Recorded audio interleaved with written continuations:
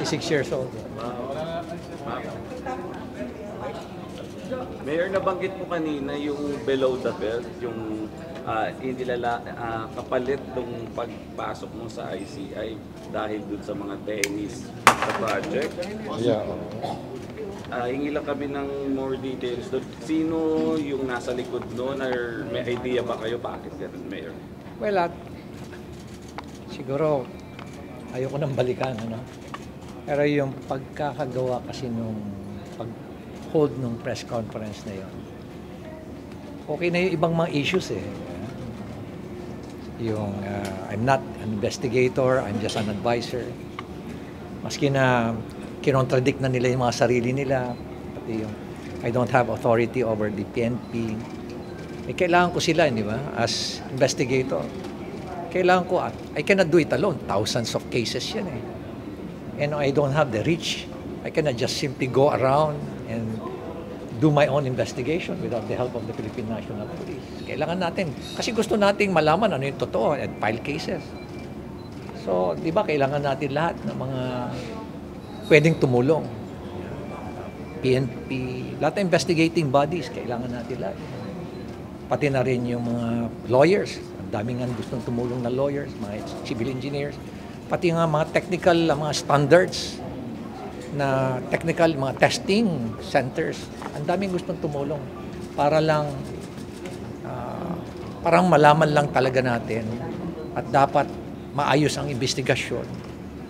Pero yung pagkatapos mong banggitin lahat yan, parang bigla mong palalabasin na maanumalyang tennis court. I think below the belt yun. It has nothing to do with the... Kaya mararamdaman mo talaga na maanumalya rin yung paggandak doon na yan. Sa tingin ko, maanumalya rin yung paggandak mo ng press con na yan. And probably she's taking orders from someone else na hindi ko alam. Sabi niyo po, mukhang yung struck a nervous nerve. Alam mo, parang sa ngipin yan eh.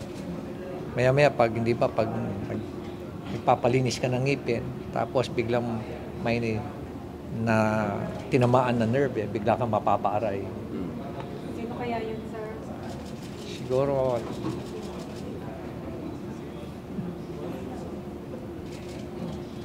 any more questions sa inyo? Pero sa inyo po, Mayor, credible pa rin naman yung investigation na ICI? Oo naman. Ako, naniniwala pa rin ako na magiging maayos pa rin yan. Nandiyan naman sila, Secretary Babes, Secretary si Chairman Reyes, si Ma'am Rusing, at ito parating nga si General Asurin. Sa tingin ko, basta tuloy-tuloy lang yung investigasyon. Huwag lang i-re-rain. Magiging credible. Mayor, would you say independent pa rin po yung investigasyon ng komite? Like, wala pong pressures from any outside force? Nung nandun naman kami, wala naman pressure actually. Nakapagtataka lang bakit biglang ayaw ko mag-imbestiga. The mere fact na sinabing, you're not an investigator, you're just a legal advisor. So, ibig sabihin, simple lang yun. Huwag ka na mag-imbestiga. Yun ang message dun eh. And you don't have any authority over the PNP, despite the fact na may MOU. Sir, dahil... Simple lang yung message na yun eh. Huwag ka na mag-imbestiga. So, ano pa purpose ko? Bakit ako nandun? Di dapat mag-resign na lang ako. Sir, can you think of any specific something na na-discover nyo? I have my suspicion. Pero I won't share it with you. I'm sorry. Pero sir, you will share it with the appropriate body when the time comes? So, sir, ano yung masasabi nila yung sa tennis court po sa Baguio? Yeah, alam mo, pinapa-third party ko nga yun eh. Very transparent kami doon eh. Unang-una hindi pa namin binabayaran. It's worth about 118 ba yun? 114 million na tennis court. Maganda yung structure nun. Nagkamali-mali lang yung aming... May mali rin yung aming engineers. May mali rin yung contractors doon kasi minadali nila yung finishing eh. Yung structure maganda. Yung finishing lang kasi nga nagalit na ako doon eh. Na ipatawag nyo na yung St. Gerard na yan. Kasi bakit subcontractor ang kausap natin? Ipatawag nyo na, otherwise i-terminate ko siya, ipapaktis ko siya. Pero hindi Kaya yun na yan. Minadali nila, no umuulan, sa kanila nilagay yung mga finishing touches. Yun, nagtuklap-tuklap. Yun. Hindi pa po fully paid yun. Ay, hindi pa. Malaki pa. 26 million pa yung hindi namin binabayaran. Retention, hindi nila makukuha yun. Retention.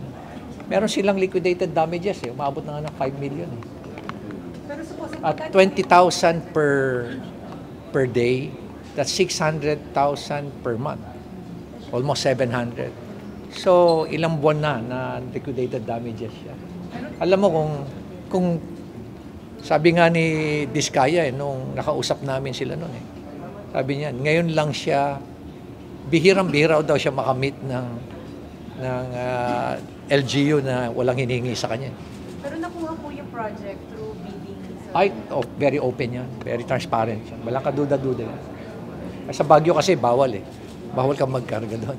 At 2022 yon. Wala pa kaming alam dyan sa mga St. Gerard na yan o mga Timothy na yan. Wala kaming kaalam-alam sa kanila. Sa mga Diskaya, wala kaming kaalam-alam na may mga kalokohan pala sila. Last na lang, Mayor, may instruction ba sa inyo ulit ang Presidente after na umalis kayo sa ICI? Wala na.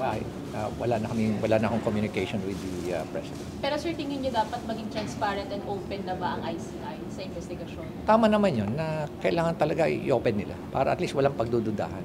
Pero ako na mismo nagsasabi kasi nag-a-attend naman ako ng hearing Although umiikot din ako, tapos nag-a-attend din naman ako ng hearing. Wala akong nakikitang pinagtatakban doon. Kaya nakikita kong kumbaga may anomalya. Wala. Malalaman ko naman Thank you, Mayor. Thank you. And the way I see it, it has become a cottage industry, a livelihood program. Sa laki ng perang involved. There should be 5 major players.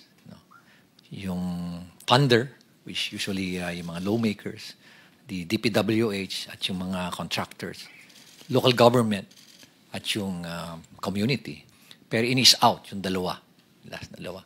So sila lang nag-uusap. Most of the time, when we ask them, bakit hindi kayo transparent sa records? Bakit hindi nyo ilabas? Ang lagi nilang sinasagot is, paano kung i-alter nila? Paano kung baguhin at sirahin kami sa social media? So ibig sabihin, anong mechanism? And that's the reason why we're pursuing this, itong transparency and accountability mechanism. And na-introduce nga itong blockchain sa amin. So pag in-introduce mo, sinabi mo na sa mga official na yan na, o bakit hindi nyo i-blockchain? Wala na silang rason. Kasi very weak yung kanilang alibay. Nasabihin na, hindi namin gagawin yan kasi baka nakawin. O kaya baka i-alter para sirain pa kami. So, it's a very weak alibi. Pero may rason pa rin sila. May lusot sila. I was really surprised when suddenly I was asked or there was a press conference without even consulting me, calling for me. And it was actually a hastily arranged press conference. Then suddenly, binabanggit na doon na I'm not an investigator, I'm just a legal advisor. When in fact, sila naman ang gumawa nung designation na yun, legal advisor and investigator. So there were contrasting na mga pronouncement. Kakayanin ko pa yun tatanggapin ko pa yun Tatanggapin ko rin na wala akong authority over the PNP CIDG, which is true. But we took the opportunity to enter into an MOU. Nakipag-MOU kami to our initiative. Nag-MOU kami with PNP, with forthcoming yung sa NBI, with civil engineers, with IBP, mga lawyers. Ang dami mga volunteers. Even with structural engineers. Meron din with watch group with M4GG. Para at least everybody, it's a whole of the nation approach. Kasi nga overwhelming. One thing that I found out is I anticipated that it's widespread. But the level, the depth, and the magnitude is really overwhelming. That hindi mo kakayanin ng 1 taon, 2 taon to investigate because it's in thousands of cases. Sabi ko nga, it became a cottage industry. Sa isang probinsya nga lang, sabi mo, isipin mo mga 50 ghost projects, 40 ghost projects. O kaya undocumented na mga projects, umaabot sa 9,000. Sa isang probinsya pa lang yan. Paano pa kaya sa ibang probinsya? At ang isang ng mga nakikita namin doon is, why is it na ang lumalabas sa NEP for a particular district, 1 point something million lang ang hinihingi mo. I have the records. Or 2.5 lang sa President's budget. Then suddenly, pagkalabas doon sa GA, bakit umabot na ng mga 21 billion? And nakita namin na talagang prevalent yung doon, yung mga ghost and substandard projects sa lugar na yun. So what was the intention? No? Hindi naman tayo tanga. Nangyayari dito lumalabas na tanga ang Pilipino, kaya pabayaan mo na lang sila. Hindi na nila mapapansin yan. Nakakainsulto isipin. Nakakainsulto. Okay. Balikan ko uli yung press con na yan. Nilabas. And then, suddenly, tinabi na may conflict naman ako, being the mayor, and at the same time, being a member of the ICI. By the way, I'm not a member of the commission. I'm not a commissioner there. In fact, sila nga yung gumawa ng workaround nun na legal advisor investigator.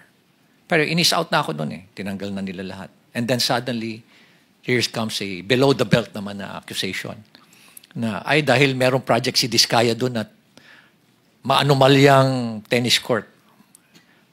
Sobra na yan. Yun na hindi ko matake. Di ba? Parang pinapalabas mo pa na korap ako. Yan na, mag-aaway na tayo dyan.